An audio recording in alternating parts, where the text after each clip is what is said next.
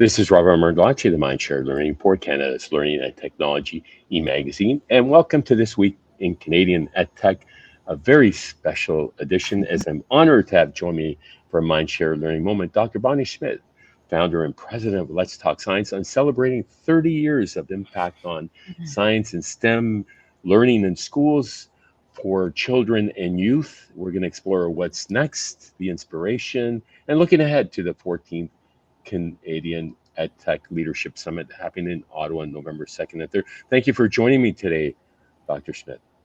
Oh, Robert, it was lovely to have you invite me. A little bit about Dr. Bonnie Smith. She is an award-winning national charitable organization that she launched some 30 years ago. She has a PhD in psychology at Western University.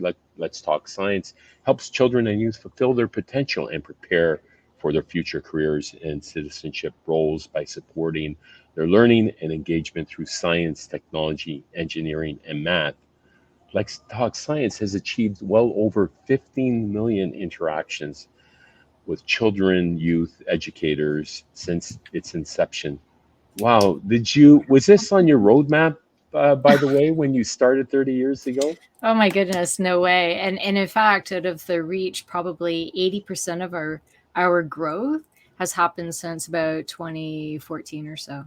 So we've had this really cool kind of steady, tiny incremental growth. And then all of a sudden really took off as partnerships grew. And I think when STEM kind of became a thing. So if anything, we were tenacious and patient for a lot of years. Well, and so talk to me about the inspiration, because you've come of age.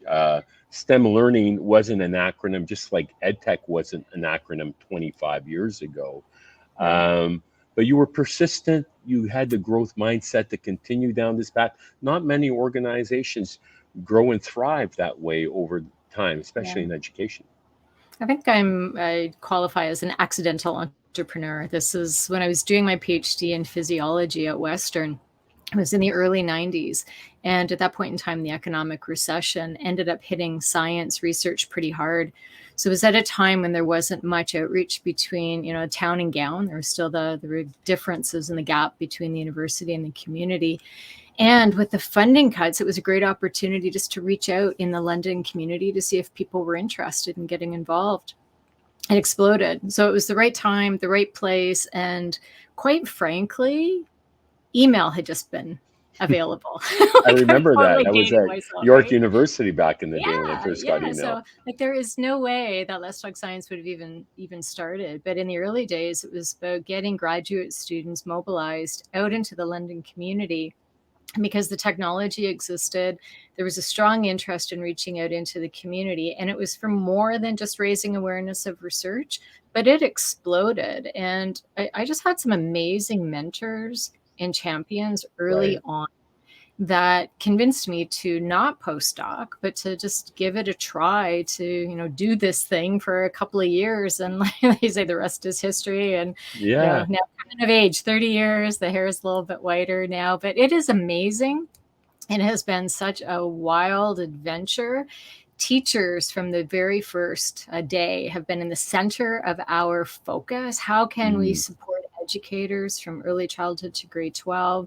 How can we use science, tech, engineering, and math as a platform to engage kids in learning? It's not about creating more engineers, right? It's about how do we actually get kids to lean into learning about the world around them.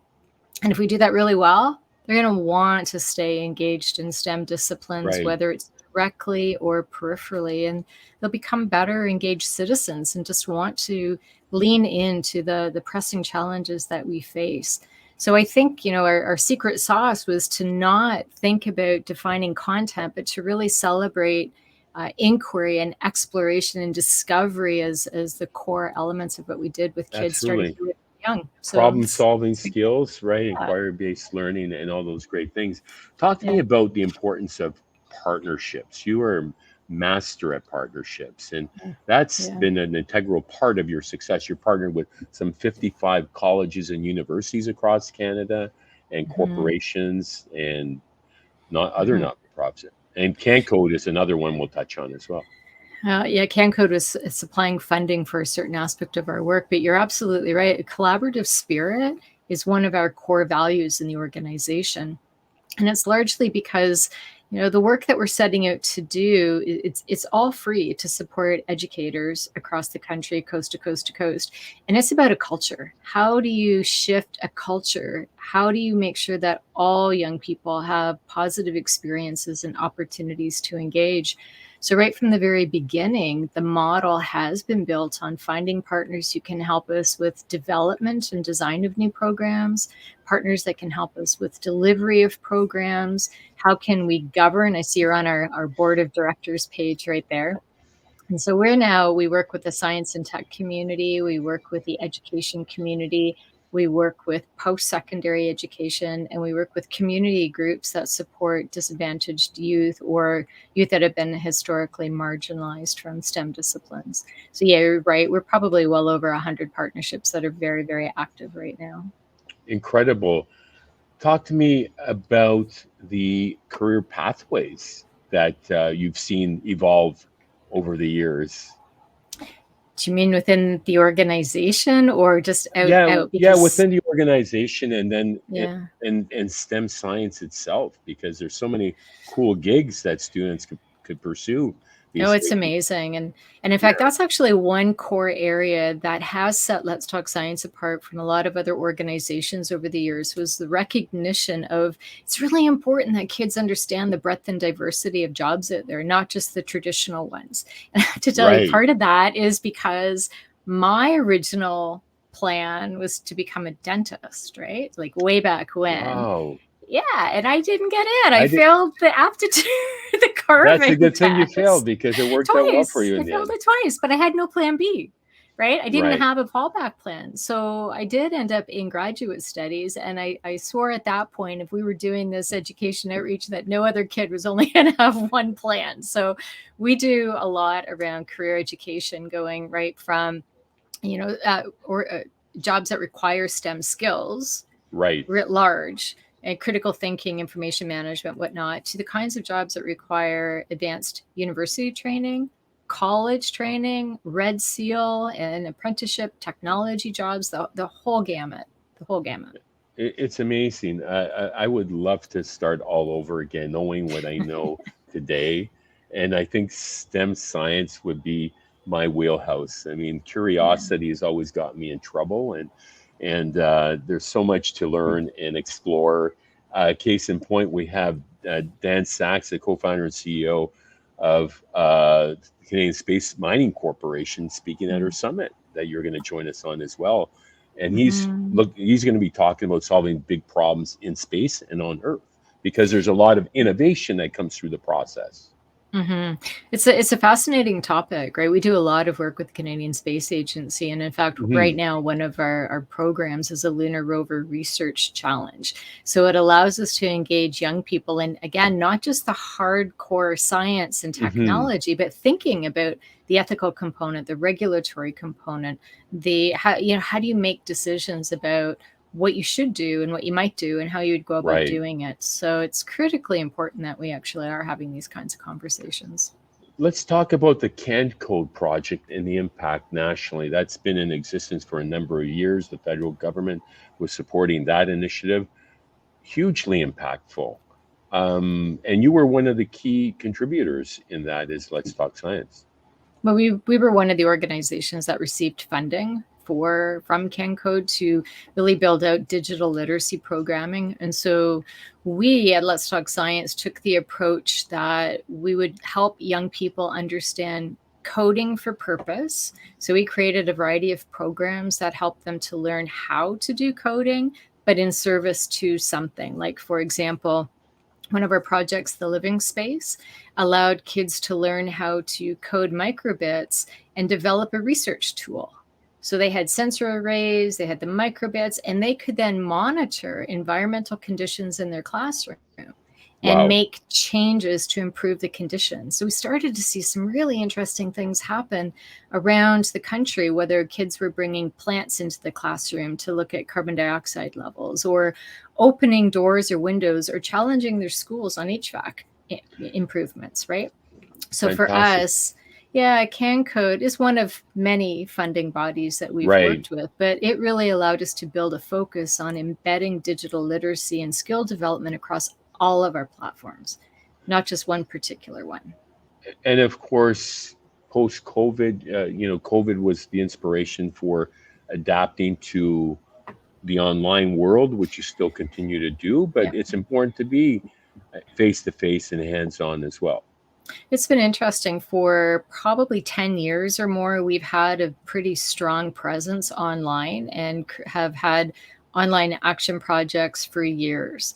We've always had the in person. What COVID convinced us to do was a bit of a rebalancing. So we added more virtual programming. So we've got a very, very robust series of resources and programming, again, all available for educators for free in English and French.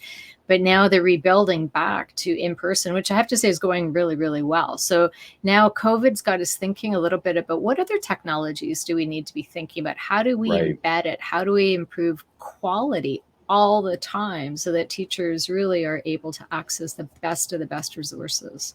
Could I mention AI? Absolutely. We're talking about that all the time, not just on training sessions Right. for educators to learn how to think about AI in the classroom, but from an operations perspective.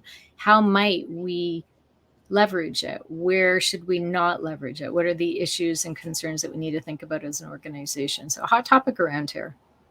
Absolutely. And just it's so impressive. So, looking forward to the next 30 years. I mean, you're not done yet. You're not about to sail into the No. sunset, which you could do. I have many friends and colleagues who are in business, running not for profits, that when you're passionate about something, it's a life's work, isn't it? Lots to do. We have accomplished lots. I'm super proud of the team. We do have more to do. We've just released a new climate change program called Travel for Climate. It's already beating some of the goals that we had expected, and it's only been out for a month. Very, very interesting. And a sneak peek, we'll be launching a new program on innovation in the winter time. So really taking a structured approach to helping young people build an innovative mindset and learning a little bit more about human-centered design processes. So we've been really innovative for 30 years. Now we're going to take that and be really explicit about how do you actually teach some of those principles with kids. So we're pretty excited about that. Well, that's an excellent segue to our upcoming summit. That there you are in Lights, empowering Yeah. innovative and sustainable learning environments for the future, where you're going to share some of your insights, what you see on a national scale, November 2nd and 3rd up in Ottawa in partnership with Ottawa Catholic, Ottawa Mhm. U, and Algonquin College. It really takes a village, and we really subscribe to that notion of bringing all the stakeholders together and really envisioning the future of learning and what's working. I'm looking forward to being there. Well, with that, Dr. Bonnie Smith, thank you so much for your time this afternoon. We'll let you get back to your busy schedule. And thank you so much again for your time. Thanks, Robert. It was a delight to connect. That was Dr. Bonnie Smith, the president and founder of Let's Talk Science. My name is Robert Merlacci of the Mindshare Learning Report. Be sure to check out www.mindshare Learning to get your latest issue. And until next time, stay healthy, stay safe, and keep the learning curve steep.